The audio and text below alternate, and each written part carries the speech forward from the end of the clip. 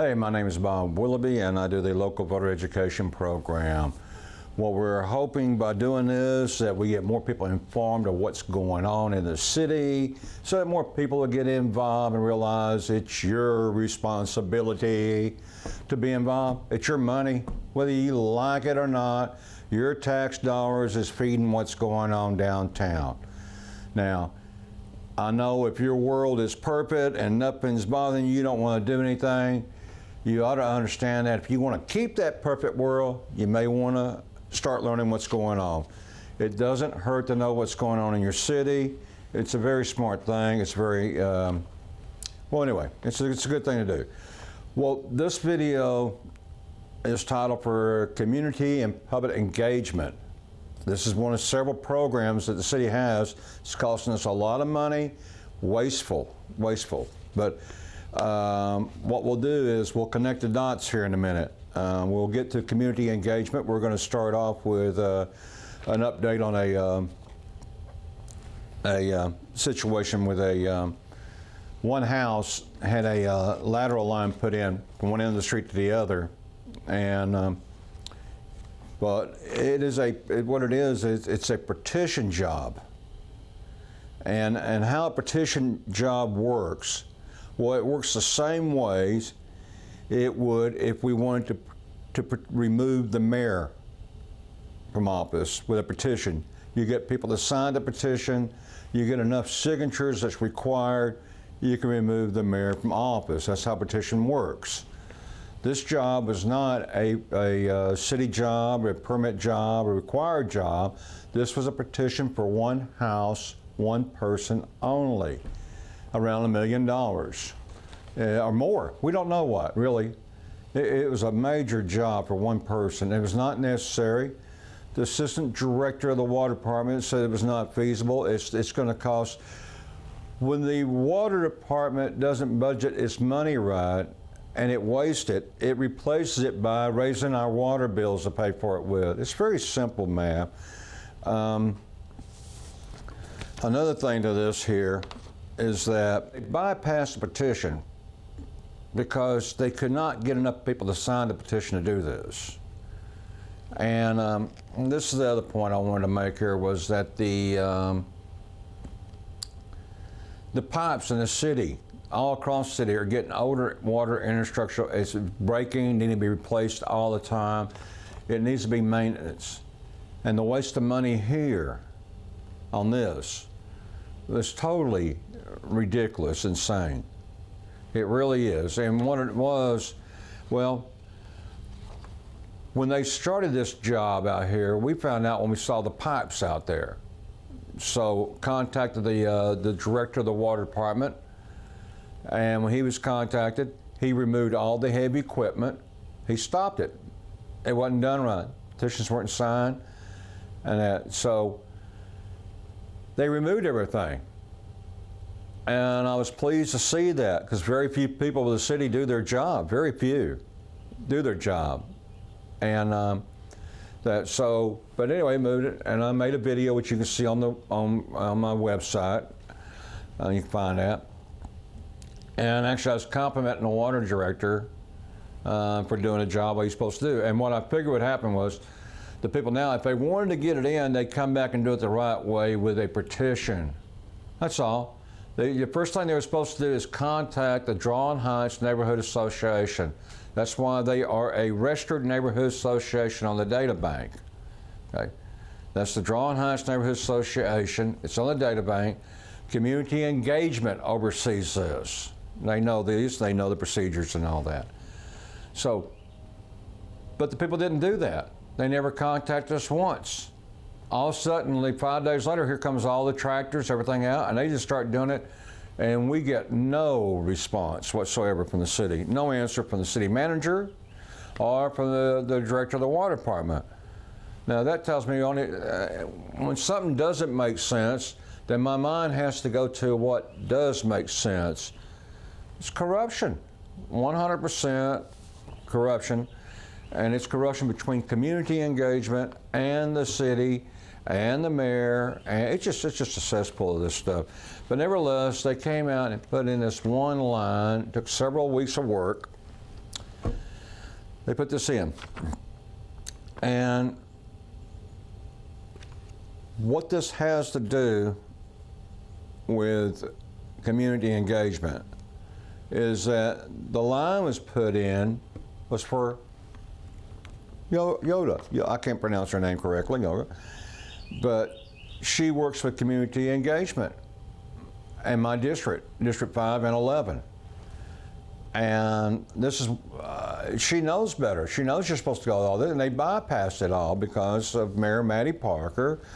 And also some contractor probably got a big kickback. The money went to, will go to, or has gone to other candidates' campaign funds, somewheres. All this circles around, works together.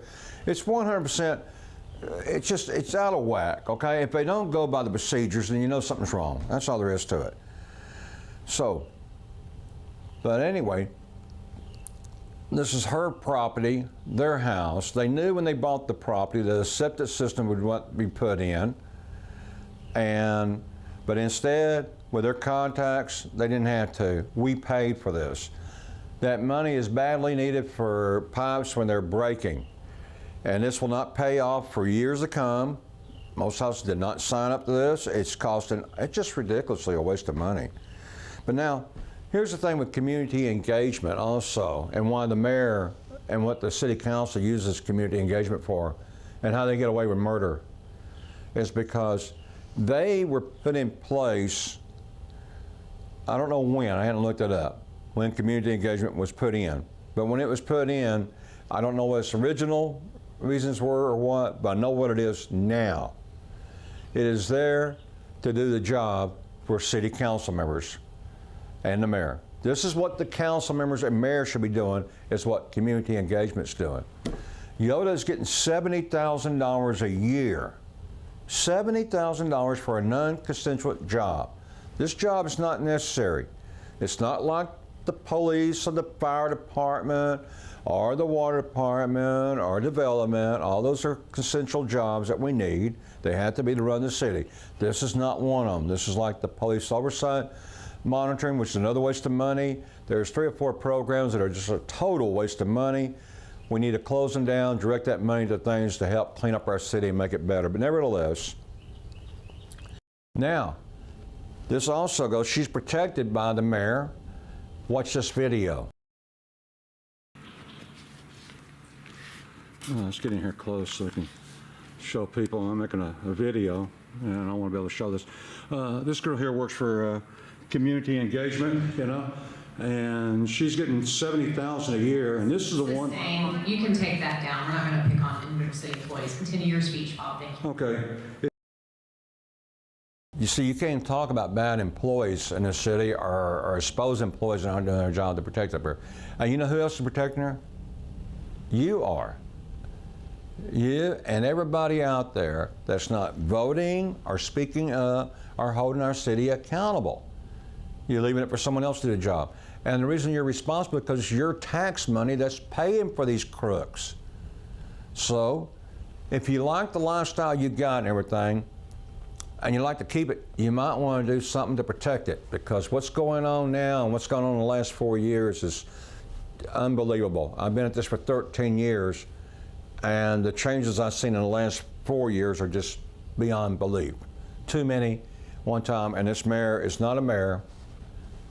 She's nothing but a communist dictator, and that's what we have in Fort Worth. And it's our job to remove her or keep her. But when you're also, if I was a council member in District 5, and one of the citizens were down there complaining like I was, I would have intervened. I would have stepped up and intervened and had them meet me afterwards and see if their issue has merit. And if it has merit, I would go with them and take it, support them, take it to the mayor, take it to the manager, whatever we got to do to address the issue.